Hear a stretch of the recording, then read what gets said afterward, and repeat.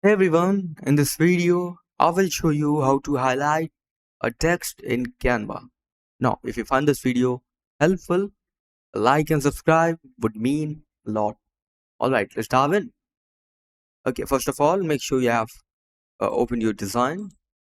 Now, just click on the text, and here you will see this bar.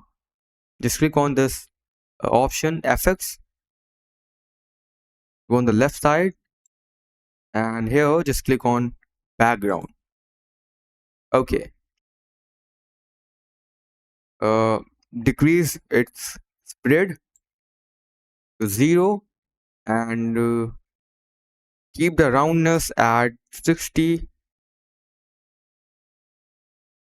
or 70, and that's it.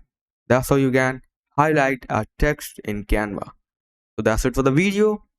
Thanks for watching.